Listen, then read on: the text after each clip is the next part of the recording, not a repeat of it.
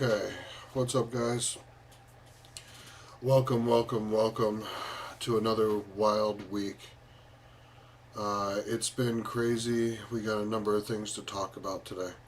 Let's go, Jose. What's up? So, real quick, just some house cleaning, real quick. The guys that are on Instagram, you won't be able to see my desktop unless you swing over to YouTube. The link is in my bio.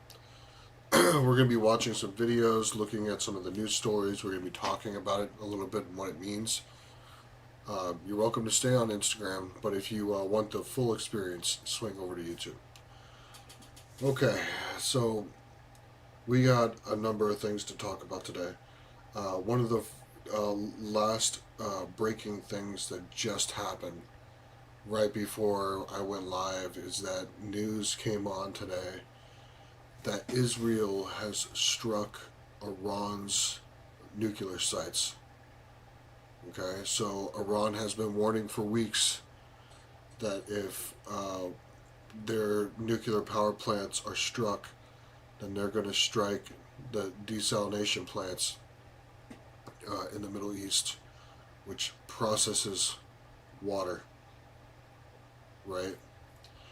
What these desalination plants do is take water from the sea, remove all of the salt and the impurities from the water, and makes the water drinkable, right? Is there a crazy delay from Instagram? It's two different platforms, right? So just one more time real quick as we're getting started.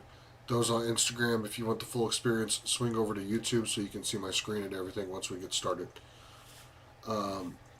So now that Iran's nuclear sites have been struck, Is their threat of striking the water desalination plants actually going to come to fruition? If you recall, this was something that they threatened last week when Donald Trump first initially threatened to strike the nuke plants. They said, well, we're going to take out the water for the area. And that was exactly why Donald Trump backed off. Now, with Donald Trump pushing these attacks back, it looks like Israel today launched attacks on the nuke plants. So what's going to happen with the water? What is going to happen with the desalination plants? So we're going to bring up our first. Corden. I can't find any information on where Israel struck. My subscribers on Instagram get my sources. I place that source in my Instagram breaking news. So if you do want access to those sources, subscribe on Instagram. It's 99 cents a month, and you'll get that information. No, you're totally fine. There's no spamming. Okay, so the first thing that we're going to watch here is a news story about the Israeli strikes, okay? So this is going to be one of the sources that you're going to be looking at. Alright, so we're going to be looking at this first. Again, on Instagram, swing over to YouTube. You'll be able to watch what we're watching on our screen. Until then, you'll just be watching me watch what we're watching here, and then I'll comment about it. So here we go, switching over. Yes, can Iran really close the Strait of Bab Mandeb? Yemen, the Houthi rebels are in charge of Yemen right now, and Iran is in charge of the Houthi rebels. So if they give the order, all it takes is one drone, one rocket to hit one of those oil tankers, and the psychological aspect of one of those things being blown to bits will stop. It will close the strait just by one hitting it. You know, it's a psychological thing. All right, let's take a look at these Israeli strikes on the nuke plants. Here we go. Turn to the war in Iran, where Israel is targeting the regime's top nuclear assets. And now there are new reports the U.S. is considering sending 10,000 more troops to the Gulf. Devin Dwyer has our coverage tonight. Today, just hours after Israel threatened to escalate and expand its campaign against Tehran, Iran's nuclear facilities coming under attack. Several new reports say the Pentagon is considering sending an additional 10,000 U.S. ground troops to the Middle East. We can achieve all of our objectives without ground troops, but we are always going to be prepared to give the president maximum optionality and maximum opportunity to adjust to contingencies should they emerge. And less than 24 hours after President Trump once again extended his deadline for Iran to open up the Strait of Hormuz to shipping traffic, Iran today doubling down. A newsreader on state TV announcing the Islamic Republican Guard Navy closing the strait to any ships to and from ports of allies of the U.S. and Israel. 3 Chinese cargo ships were turned away today, and Iran is said to be tightening its chokehold on the strait with a toll booth policy, charging ships to pass through. There are some in the Iranian regime that are going around saying that they want to make the Strait of Hormuz tolling thing, they want to make it permanent. That's unacceptable. The whole world should be outraged by it. President Trump today hosting farmers at the White House. How good is our military? As American agriculture is being impacted by the war, hit by rising gas prices and fertilizer prices, as much of the world's fertilizer also passes through the Strait of Hormuz. It's a definite shock to the system. I mean, when one of your main products that you need goes up 47% in 2 weeks, it's hard to digest that and adjust to that. U.S. officials tell ABC News more than 300 service members have been injured so far, including 10 seriously. Most of those injuries are said to be traumatic brain injuries. The Pentagon says 13 Americans have been killed in action in the Iran war.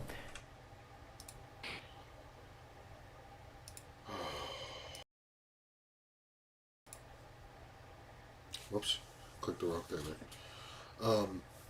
So, what does that mean?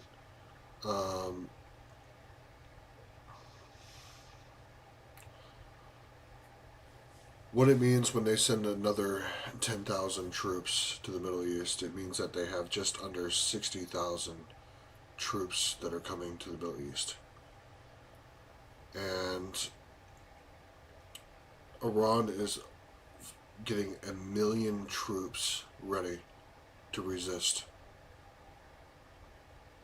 And yeah, there's a lot more than 13, I think.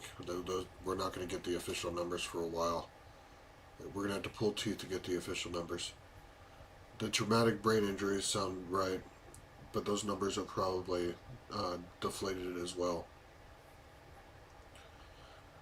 So when you stack military readiness at 60,000 on the U.S. side and 1 million on Iran's side, it suggests to me that they're going to do some pretty drastic things. I do think that the U.S. is going to take some of the islands in the Gulf, in the Persian Gulf, and through the Strait. However, if you take some of these islands like Karg Island, the mainland can just turn off the valves and the flow of oil would stop. So it's not really beneficial to just take the island. You would have to take the island and then the other side on the mainland as well to make sure that the pipes don't stop. So, what do I think is going to happen? I think the force projection that we have in the area suggests to me that the military is planning something similar to what was suggested during the Korean War, when the Chinese joined the North Koreans to try to start pushing back. And General MacArthur suggested to the president that we use tactical nuclear weapons to create a situation where the numbers didn't mean anything anymore because they would have been vaporized. And General MacArthur was fired for it. And it was put down into history. Now, look at the situation now. We have 60,000 versus 1 million. I think we're going to be looking at probably up to a dozen between 2 kiloton and 15 kiloton nuclear weapons that are going to be used on Iran to thin the numbers, to make the fight a little bit more one-sided. There are some analysts that are coming out this week that are saying that it would take 1 million troops to take Iran and hold it. 1 million troops, and we have just under 60,000 in the area. Right. Exactly, Ben. 250,000 IRGC combatants alone, not to mention the Iranian army. Right?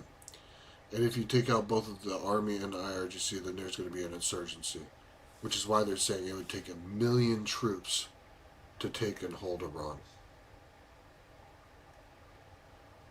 We're not going to send 1 million troops. We have 60,000 in the area. We might send another 10, 20,000.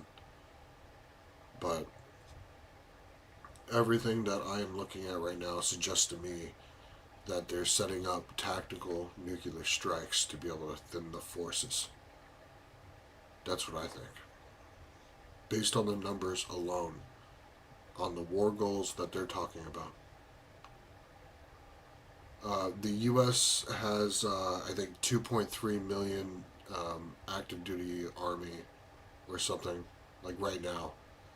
But the problem is, so Ben's asking how many troops are in the U.S. The problem is not how much you actually have in the total army. It matters how much you have in the area. Like, you can't just suddenly snap your fingers and then the entire regiment in South Korea is suddenly on the doorstep of Iran. Right? You have to get them there. Which is why we say things like there's 60,000 troops in the area that could react right now. Right? Barry, I seriously doubt that Iran has 1 million ready. They have 250,000 IRGC soldiers, and then they have a separate Iranian army. And they're starting to arm civilians as well, so I think 1 million is conservative, actually. 1 million is conservative.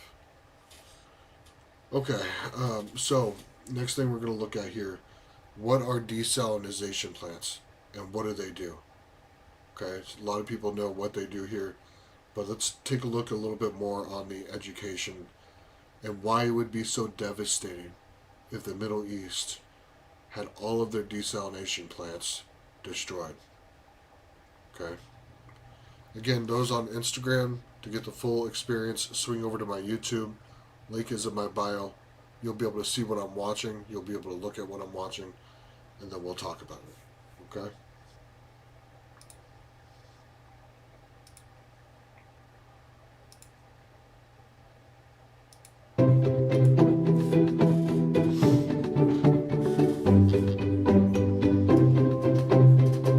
Every living thing needs water to survive. It is one of our most precious resources. But although water covers 70% of the Earth's surface, less than 1% of it is fresh water we can drink. In fact, 1 in 9 people in the world has no access to safe drinking water at all. As the population grows, this will only get worse, so we need to be smart about the way we use and manage water, especially in hot, dry areas of the Middle East, like the Sultanate of Oman, which is 80% desert. Here, the Falaj networks are used to transport water from natural springs, but with so many people and such little rain, providing enough drinking water was a challenge. So they turned to the sea, using a process called desalination to remove the salt and make it clean enough to drink. Veolia built one of the largest desalination plants in the Sharqiya region of southern Oman. It uses seawater to provide 375,000 people with drinking water. It's also the largest beach well catchment in the world and will soon be producing more than 130,000 cubic meters of water per day, enough to fill 52 Olympic swimming pools. Let's see how it works. Seawater is extracted from 28 wells that are 80 meters deep. It's passed through sand to filter out large particles, such as pollen or dust. Then polished to remove any tiny particles like bacteria. Next, the salt is removed by reverse osmosis. Pressure is applied to the water, forcing it through 7,000 reverse osmosis membranes. As the pressurized seawater flows over the membrane surface, water molecules are forced through the membranes, leaving the salt molecules behind, separating the salty water from the fresh water. The reverse osmosis membranes are then enclosed into a fiberglass shell. The membranes are connected end to end and housed in vessels. As the pressured seawater enters the pressure vessel and flows across the membrane surface, the water molecules are forced into and through the membranes, leaving the salt molecules behind. The rejected salty water goes back into the ocean. Back in the plant, minerals like magnesium and calcium are added to the water, plus fluoride to help reduce tooth decay. Now the water is pure enough to drink. The water quality is checked every day in our laboratory. Water is a precious resource that we all need to conserve, and there are small things that you can do to make sure it's not wasted. Turn the tap off tightly to stop it dripping. Turn the water off while you brush your teeth or wash your hands. And take quick showers instead of baths.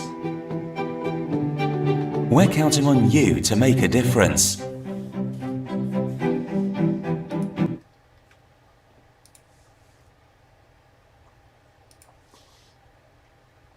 Okay, so let's see at the comments here.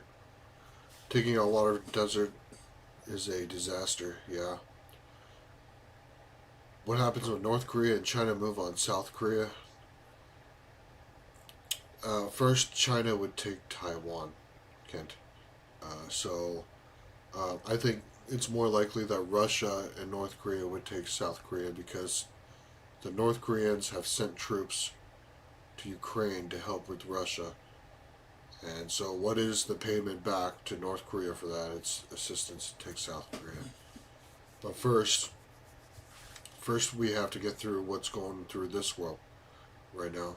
And what we just watched. So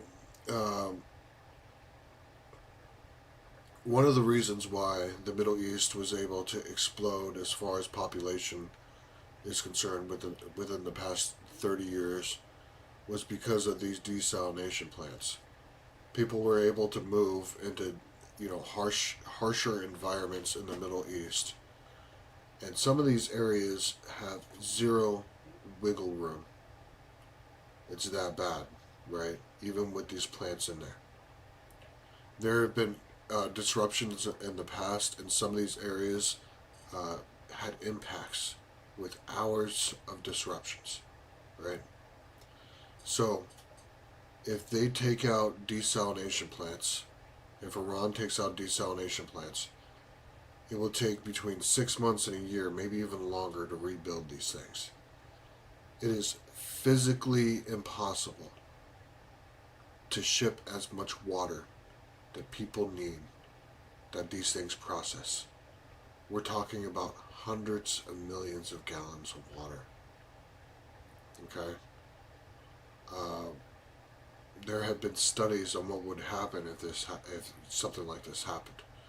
Immediately, 10 million people are at risk in the Middle East if these things are hit. In 2 weeks, 1 million people are dead. That's how serious this is. It's Iran's nuclear option.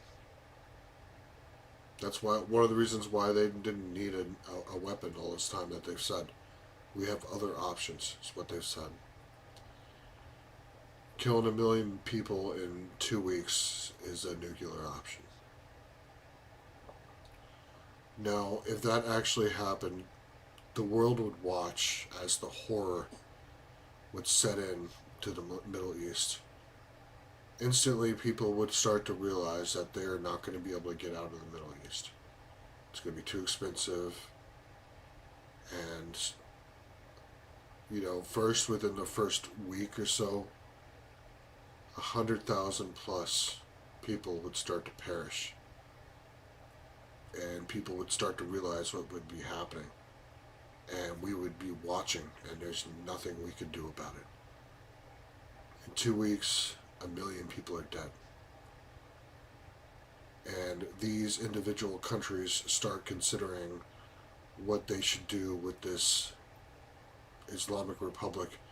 Some of them may even blame Israel for even starting this war in the first place. And who knows what happens after that? Does it spread even further? Does North Korea launch an attack on South Korea because of the distraction that's happening in the Middle East? Does China move on Taiwan because of the distraction that's happening in the Middle East? 1 million people dead is a hell of a fucking distraction. But it's a reality. If they hit these desalination plants,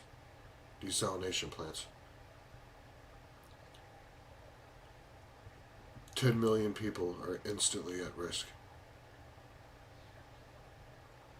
Yeah, plants provide water for Israel too, right off of Israel. You don't think they'll hit these plants? It'll be too much. I hope you're right. Iran is ramping up their attacks. That's because Israel just hit their nuke plants. There's no radiation coming out of Iran right now. You guys remember Chernobyl, right? That was an accident. Now imagine a missile hitting the core of a reactor and it's exposed. This is all crazy, guys.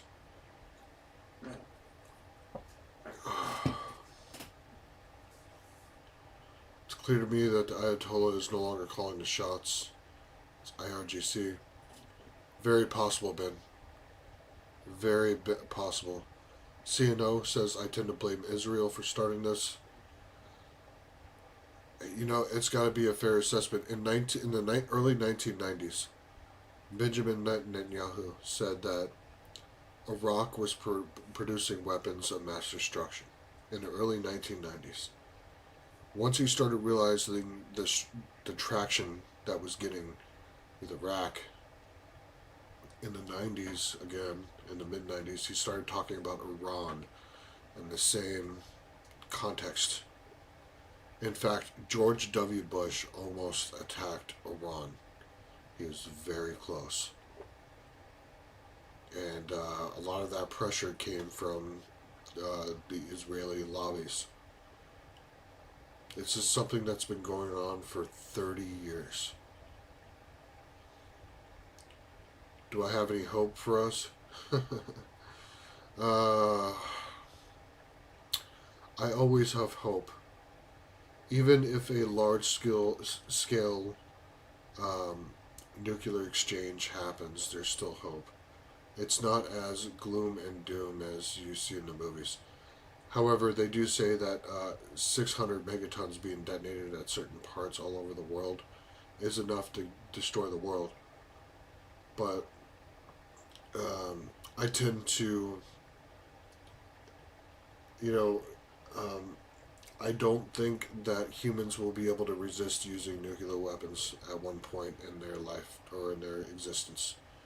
I don't think the human race will be able to resist using the large-scale nuclear weapons. They've already used it with Hiroshima and Nagasaki, but I'm talking about ICBMs, hydrogen bombs. I don't think human beings are going to be able to resist using it.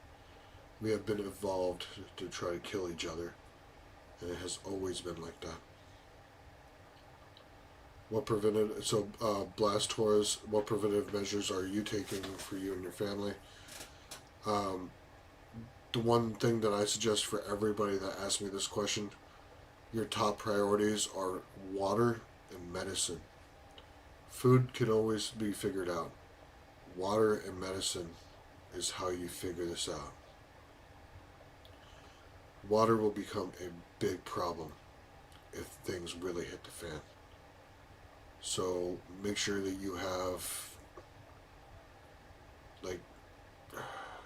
I would say 7 days of water. If you can afford it. I know things are hard right now. Your priorities are water, medicine, food. Food will always be able to be found after everything happens. It's a lot easier to find food. It's not going to be easy to find water.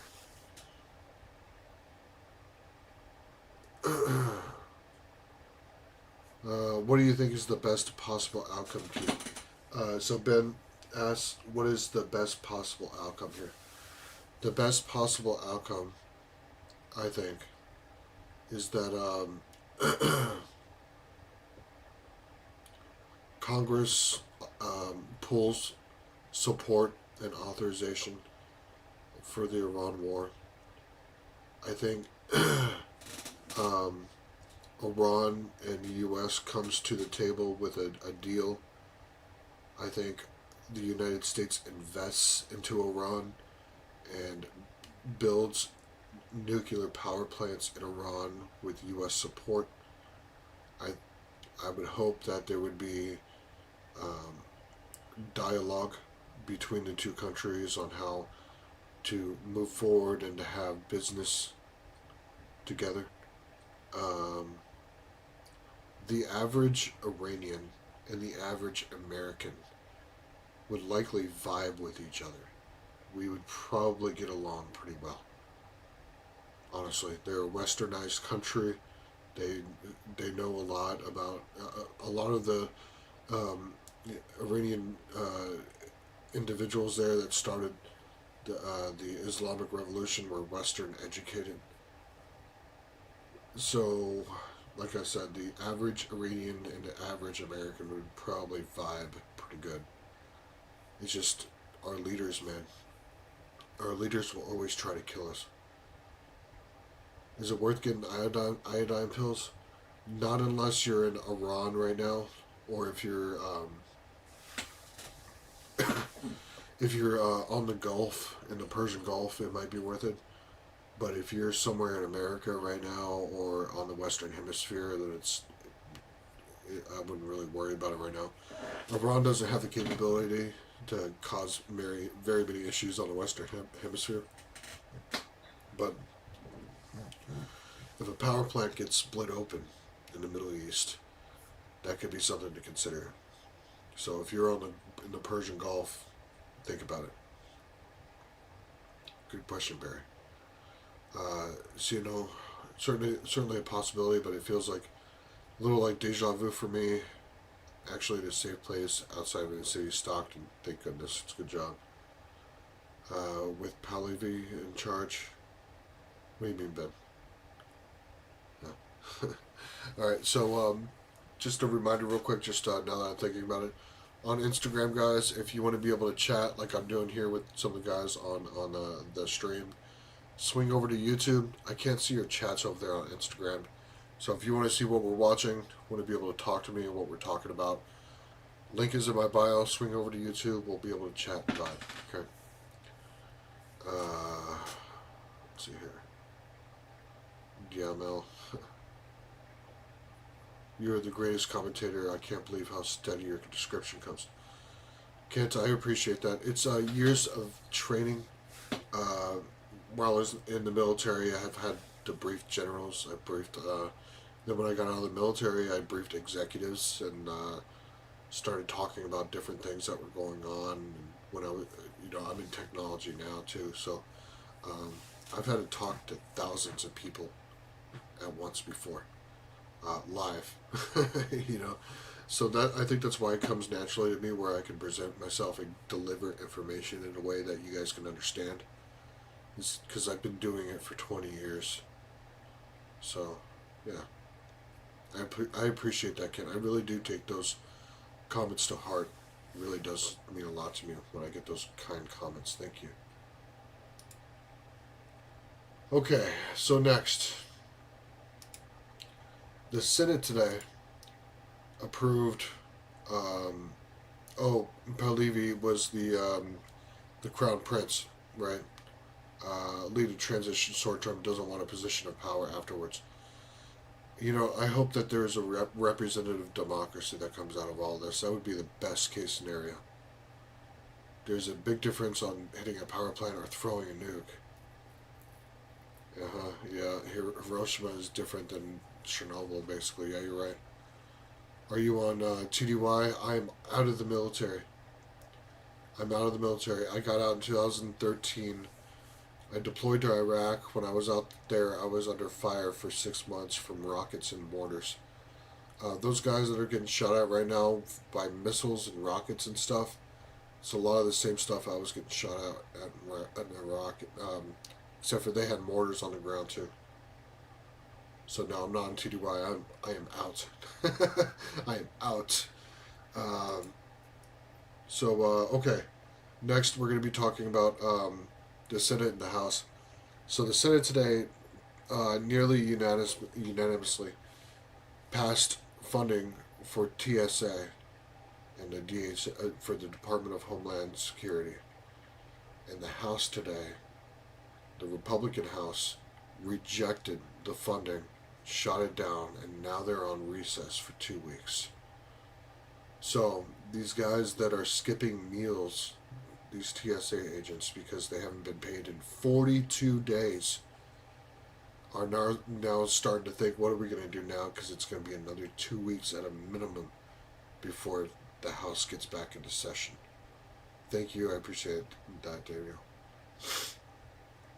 So let's take a look at this. We'll look at this new story, and then we'll talk a little bit about it. Again, on Instagram, if you want to watch what we're watching, swing over to YouTube. Descriptions in my bio.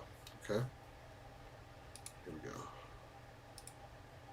Thank you so much for joining us. The Homeland Security Department says TSA employees could begin receiving paychecks again as soon as Monday after President Trump signed an executive order this afternoon in an effort to restore their pay. The president's move comes after more than 500 agents have already quit. It also follows a contentious battle on Capitol Hill. The Senate unanimously passed a bill overnight funding most of the DHS in an effort to pay the nation's TSA agents who have been working without pay for weeks. However, it left out funding for ICE and Customs and Border Protection. House Speaker Mike Johnson called the deal unconscionable and says the House will be proposing a 60-day continuous resolution in response to the Senate's bill. We're going to put a clean, simple, continuing resolution that will go until May 22nd. It's just a number of weeks to allow for all those who sacrificially serve the country and protect other Americans. All these agencies, 10 agencies under the Department of Homeland Security, will continue at their current funding levels to make sure that they are protected.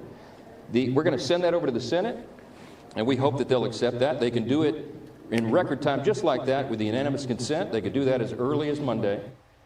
Senate Minority Leader Chuck Schumer says the House's proposal will be, quote, dead on arrival if it makes its way to the upper chamber. After landing in Miami, President Trump addressed the stalemate in Congress. I understand John Thune and I understand Mike Johnson. They want to be sure that people aren't coming into our country like they have for the last 4 years. I don't want to say they've ruined it. They made my job a lot harder. All right, let's bring in CBS News congressional reporter Torian Small. He's joining us from Capitol Hill. Torian, good to be with you. Now, it sounds like there is another stalemate between the House and the Senate. What happens now? And once a deal eventually passes, is there any idea of how long it could take to see the lines reduce at the nation's airport? Yeah, Tom, what's interesting about this, there was notable exasperation from the speaker today as he made his way to the Hill. Our Nicole Killian talked to him, and he called this tactic from Senate Democrats specifically detestable. The problem here, though, is that this was a bipartisan effort. It passed through unanimous consent to fund the Department of Homeland Security, with exception to ICE and Customs and Border Patrol. The thing with Republicans on the House side is that there was a growing number of members in their conference who were uncomfortable with that. The House Freedom Caucus held a press conference saying they would not support this, even though the numbers were there, because according to Leader Jeffries, most, if not all, Democrats would have supported this bill. That's when we saw Mike Johnson take that bill, say it won't be getting a floor vote, and he introduced the short-term spending bill. If this does pass, which is set to go for a vote sometime in the near future, it could be tonight, it could be tomorrow. The problem is, like Leader Schumer laid out, no Democrat will support that. They will inevitably block that, meaning that we'll have a longer shutdown for this department. It'll go longer than the longest government shutdown in U.S. history, which is about 43 days. Yeah, you know, the House Speaker sounding actually pretty resolute and pretty angry when he gave those remarks earlier today. Now, I want to move on to President Trump. He's signed an executive order to get TSA workers paid. How does that exactly work, and where would that funding come from? Well, what's interesting about that, he told reporters today when they asked him about where those funds were coming from, he said to ask Russ Vought. So he's putting the onus on them to figure it out, folks in his Treasury Department and other cabinets, to figure out where to pour that money. It's up to interpretation. He's not calling it an emergency order for this. It's purely pulling from funds that had already seemingly been appropriated. Whether or not that's coming out of what was previously appropriated under the One Big Beautiful Bill, under the Department of Homeland Security, is to be seen. But that's given a lot of Republicans on the House side leverage in these ongoing negotiations, saying we no longer have to worry about the stressors that came from the lack of paychecks for those TSA employees. Now we can focus on purely negotiating what they want to see in this, which is ensuring that the department is open fully. Yeah, certainly a lot of eyes watching this issue very closely. Torian Small, we appreciate your analysis.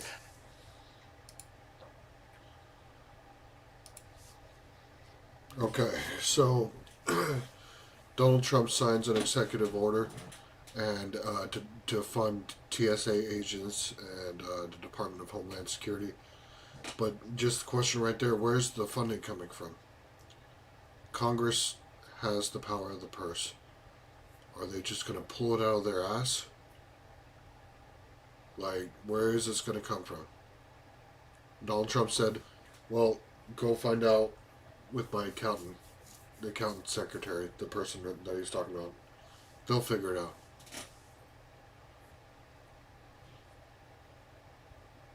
We are seeing more and more and more of the Congress surrendering its powers to the executive.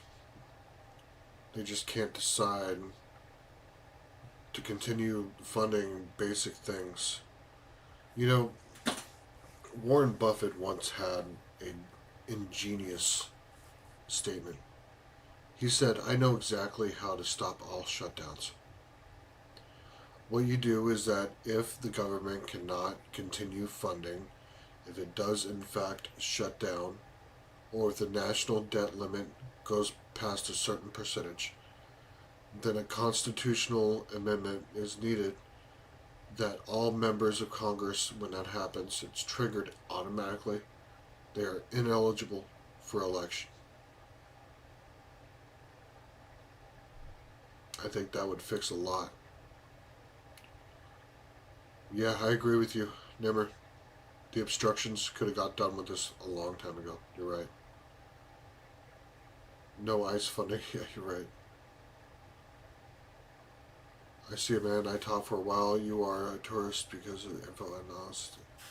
Sure, it means keep it up. I appreciate that, TP. Yeah, I mean, I try to give you guys as much as what I'm thinking, right? In an honest way. I think that's why I've been so successful on Instagram and TikTok and YouTube. I see you guys every Friday here, and you guys keep on coming back, so I guess I'm successful at that too. And I really do appreciate you guys for being here. Okay, so next. Tel Aviv is under cluster attack. These missiles come in and they open up like multiple independent re-entry vehicles almost. They never go into space, but they're basically like multiple independent re-entry vehicles, and they're raining havoc on Tel Aviv. So we're gonna watch that, and then we'll have a reaction to it.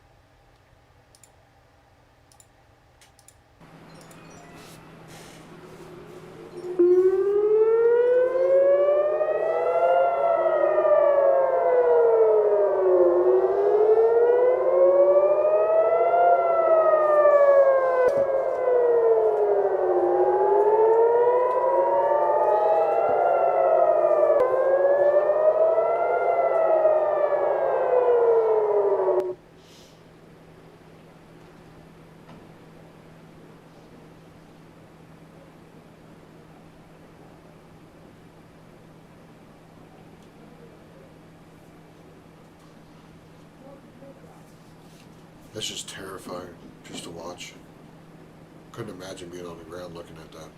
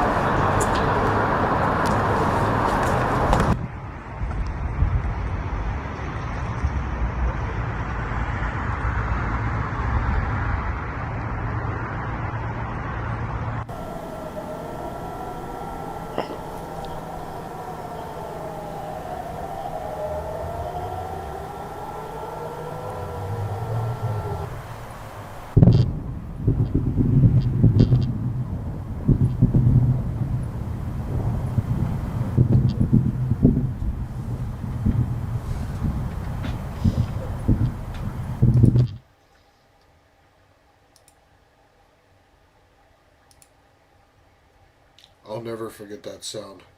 The explosions in the background, you can almost feel it through your chest. You can hear it in that. It's just like when these rockets are hitting, you can hear the deep, rumbling in the atmosphere. And when it happens, when you're actually in the shit, you can feel it through your chest when those things hit the ground. I know, because I've been there. I've done that shit. And, the same thing on the Iranian side. The guys that are getting hit on the other side that haven't, I talked about the average Iranian would probably vibe with the average American. The average Iranian right now, just like the average Israeli, they're feeling these impacts. They're feeling that impact goes through their chest. Something that you feel in every atom in your body, through your bones. It's a realization that there is danger.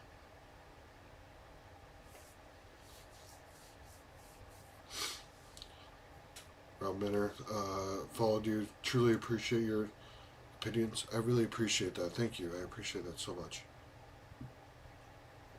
Greetings from Turkey. Man, I went to Turkey once. Just for a little bit. I wish I could have stayed there for a little bit longer. But I hear good things. A lot of my friends got civilian jobs in Turkey after the war. I'm sure it's a beautiful place, especially by the beach. Right. Okay, so almost done, guys. Next thing we're going to be talking about is a song that Iran came out with to troll Donald Trump. It's called Loser. It's one of their Lego AI videos. So, normally I don't like pushing like stuff that's obviously propaganda. But I think it's important to look at this for historical context. Just like how they had anti-war slogans during World War II. They still showed some of the things that they were, that other countries were saying and doing. So this is kind of like the same thing. I think it's important for you guys to know what they're saying, just so you kind of understand, and then make your own decision yourself based on what you see. I personally thought this was a torching of Donald Trump. They're claiming that he's trying to go to war to cover up the Epstein files, which has some weight to it, right? So let's take a look at this, and then we'll talk about it.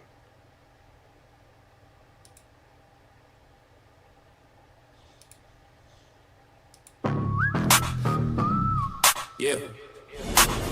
You crossed the ocean just to find your grave. Sacrificed your own boys for a lie. Listen. Yeah. Yeah. Make America great again.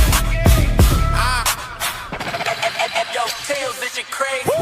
Yeah. Make America great again now. We will see what happens, yeah. Watch this. Sacred defense, we protecting the soil. While you sacrifice soldiers to pay for your spoil. You once ran the globe, sitting on your throne. Now we turning every base into a bed of stone. It's a slaughterhouse, a trap you couldn't see. Welcome to the graveyard of your vanity. The secrets are leaking. The pressure is rising. We locked on the target. And now you are hiding. LOSC. Yeah, we spelling at your name. Send them to the slaughter, you the only one to blame. Bleeding for a fucker while you shaking in your sweet. LOSC.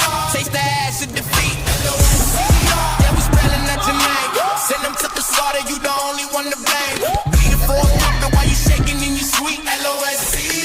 Taste the ass of defeat. Swanks fighting in your suit, hiding Epstein's ghost. You sent your boys to die on the bloody coast. Not a revenge for the leader's blood is purely mine. Every drop of his blood is a missile on the line. You thought you took him out, thought the fire was dead, but another commonality is standing ahead. Yeah, you strike one down, we just shatter your brain. We put another in the leg. Commonate again. The secrets are leaking. The pressure is rising. We locked on the target. And now you are high, yeah. LOSCR. Yeah, we spelling out your name. Sell them to the slaughter, you the only one to blame. Bleeding for a puppet while you shaking in your sweet. LOSCR. Taste the ash. LOSCR. Yeah, we spelling out your name. Send them to the slaughter, you the only one to blame. Bleeding for a puppet while you shaking in your sweet. LOSCR. Taste the ash of defeat. Sacred defense of the homeland. Sacred defense of the homeland. Sacred defense of the homeland. The slaughterhouse is open. Common name cash. LOSCR.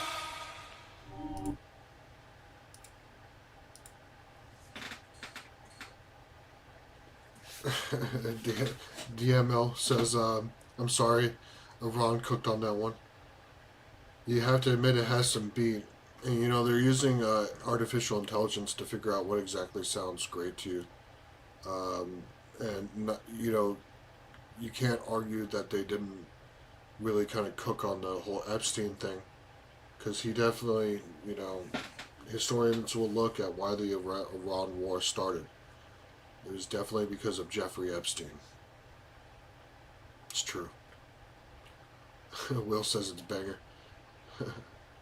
Holy crap, that's freaking hilarious. Has Iran used white phosphorus bombs? Barry, I have not seen that. Are the air defense missiles holding up for Israel? No. They're running out of air defense missiles. The problem is that they have a certain amount and they cost a lot of money.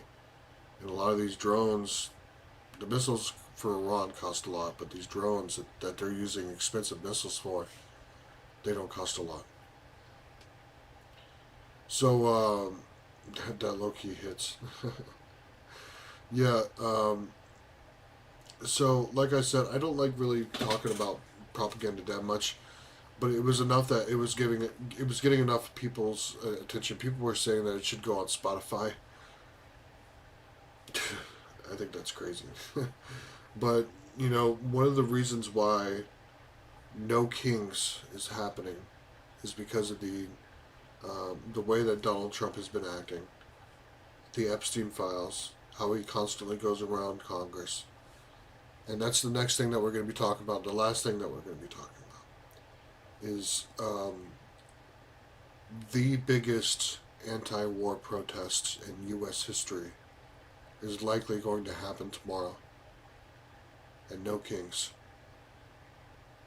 Now, it's important for you to understand, to take your safety seriously if you are going to go out there.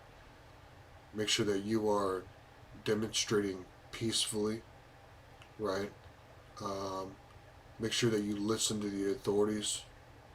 Don't be stupid, right? But,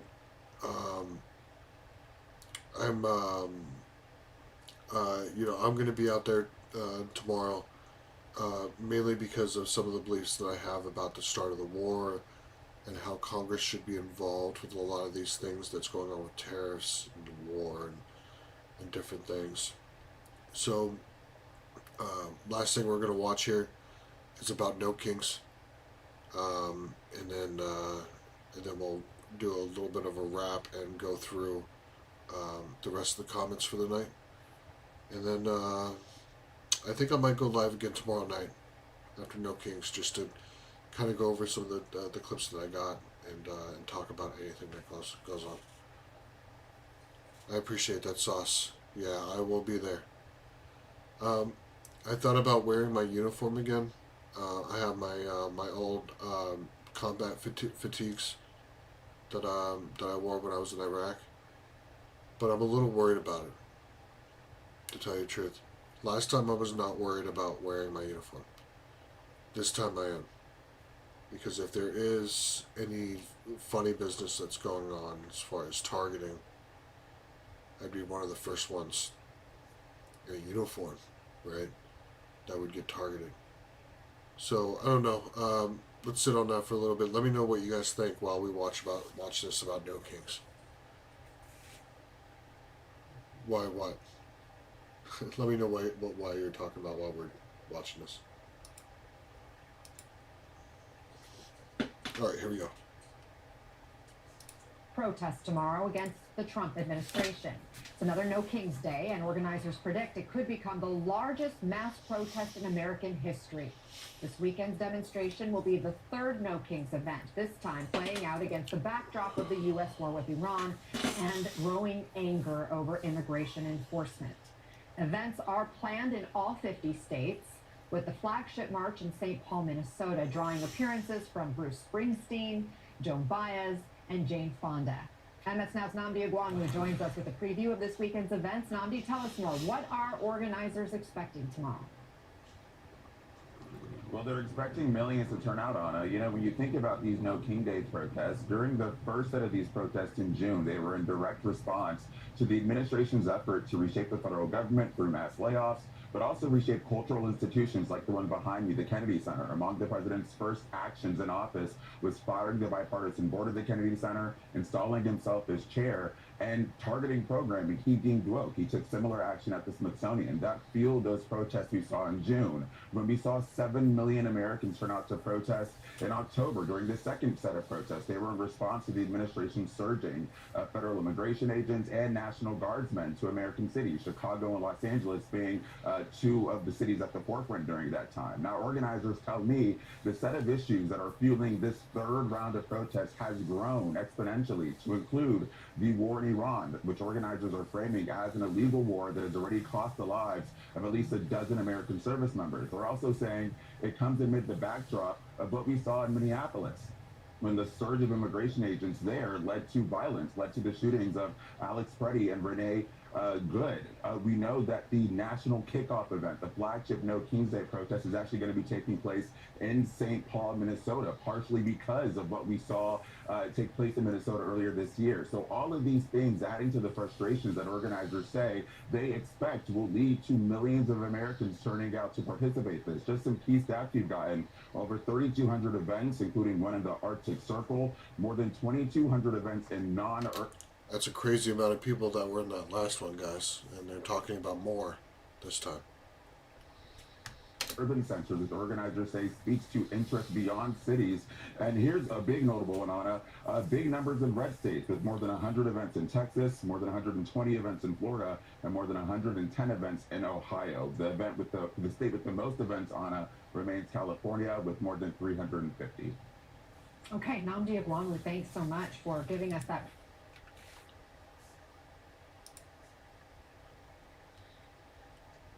Okay, so likely the largest protest in U.S. history, likely the largest anti-war protest in U.S. history. This is going to be bigger than Woodstock. It's going to be bigger than peace and love protests during the Vietnam War. These are things that are historical events, but at the same time, they're going to be large, soft targets.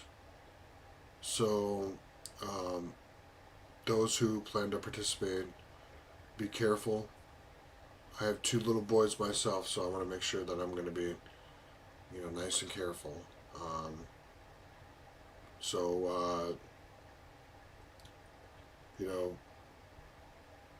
I'm concerned about tomorrow that there could be lone wolves.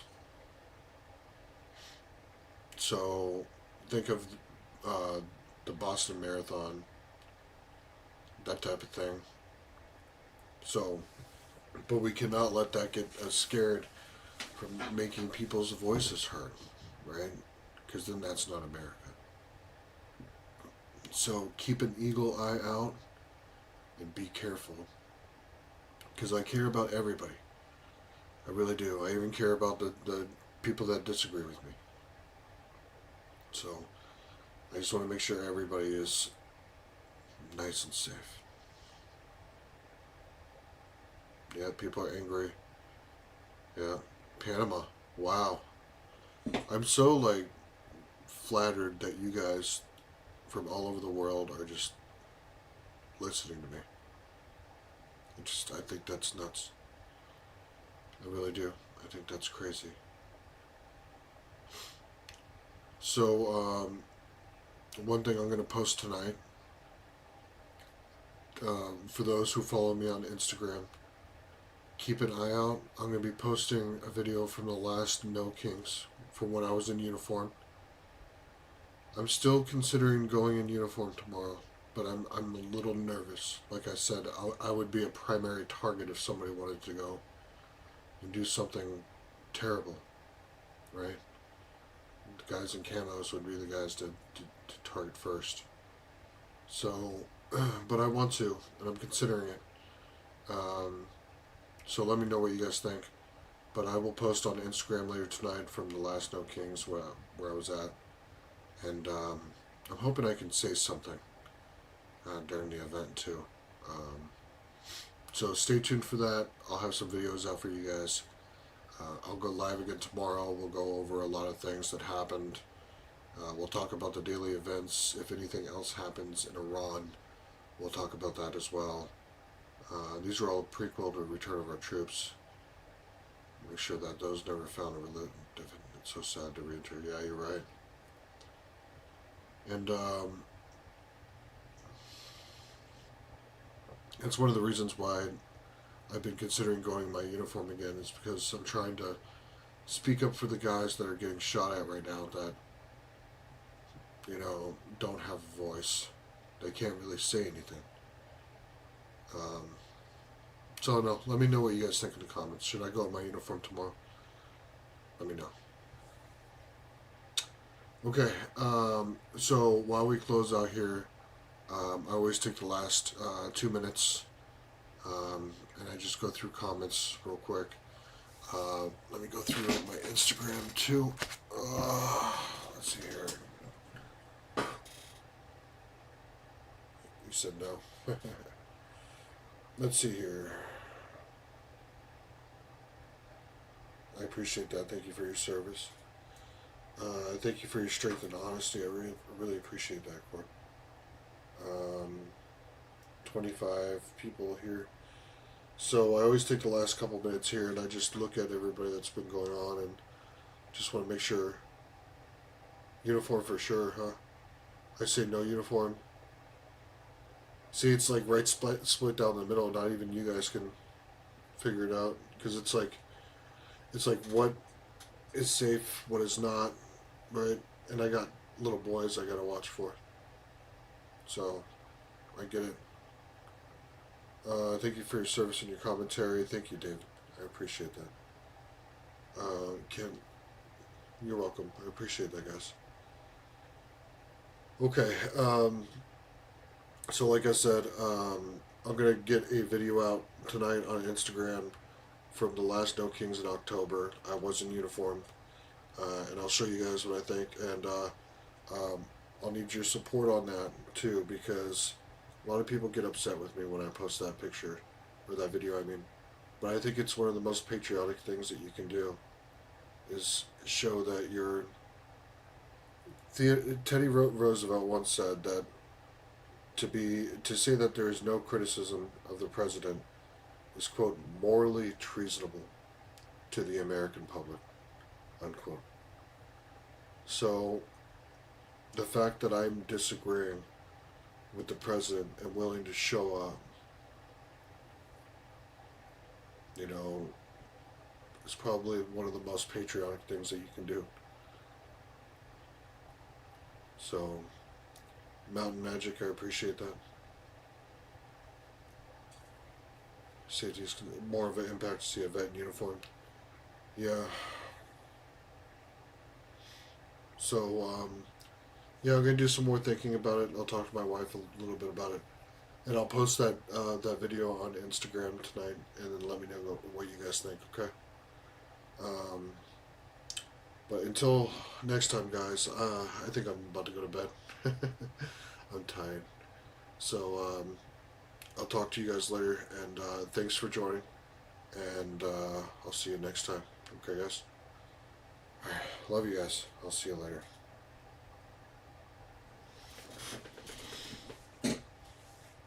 Alright, guys.